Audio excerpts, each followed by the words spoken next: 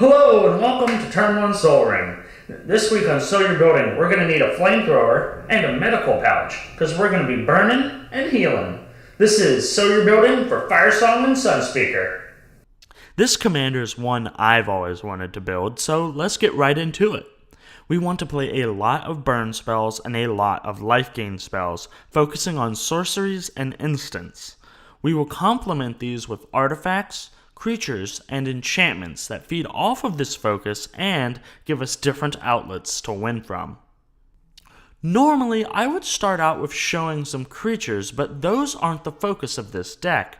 The instants and sorceries are.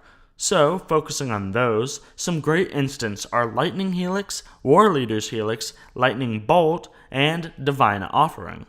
The Helixes are fantastic in this deck because they trigger both of Firesong and Sunspeaker's abilities. So, we'll be gaining 6 life and dealing 6 damage off of Lightning Helix, and for War Leader's Helix, we'll be gaining 8 life and dealing 7 damage, all for 2 and 4 mana respectively.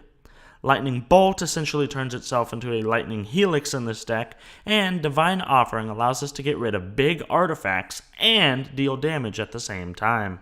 Slowing down a bit and looking at sorceries, we need to consider field wipes that cause us to deal damage, not necessarily say destroy all creatures. Step right up Blasphemous Act, Star of Extinction, Earthquake, Fumigate, and Mizzium Mortars. Starting with Blasphemous Act, gaining 13 life per creature on the field is bonkers, and following that up with Star of Extinction's 20 life per creature is absolutely insane. Your life total will hit triple digits easily after playing something like that, and following that up with Earthquake, where you get to set the number being multiplied, this is a life gain deck that rivals even that of a well-oiled Tristani build. Mizzium Mortars gives us a great field wipe, or at least another way to gain an absolute boatload of life. Let's complement these spells with some permanents, shall we? We'll take a gander at creatures because we still need to block combat damage.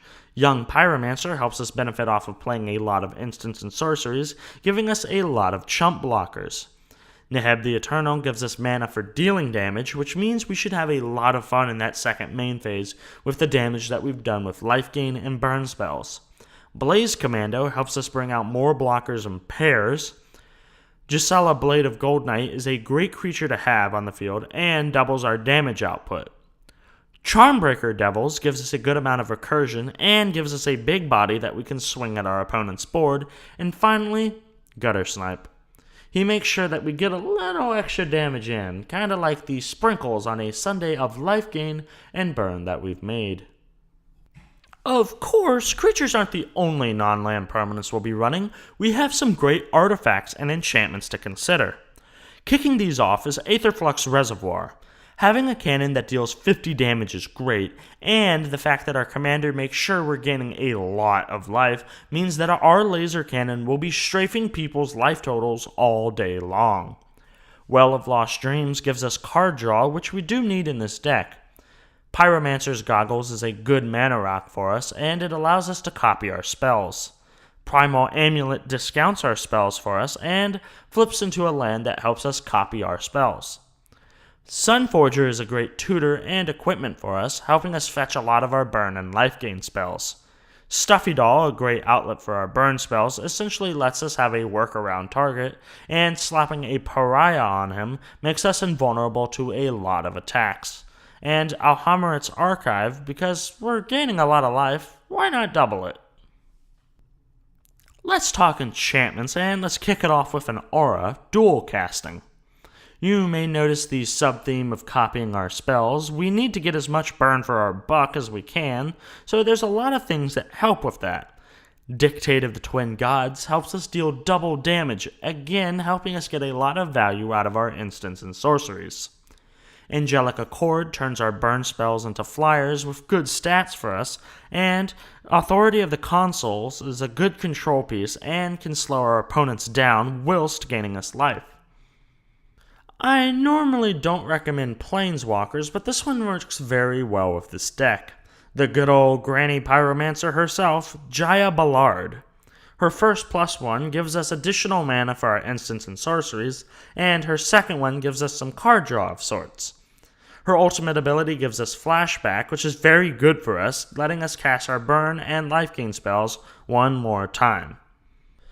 Two cards that are good alternate win cons for us are Felidar Sovereign and Approach of the Second Sun.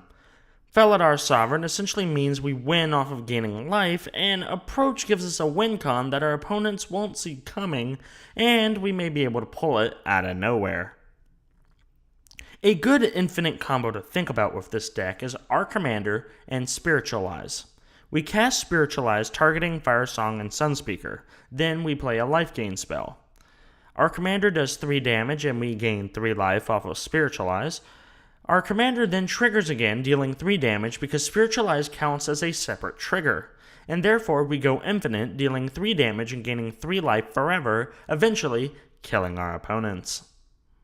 And that was So You're Building for Firesong and Sunspeaker. If you enjoyed the video, leave a like and subscribe down below if you want to help support the channel, and don't forget to hit that bell so you know when the next Turn 1 Sol Ring video is uploaded.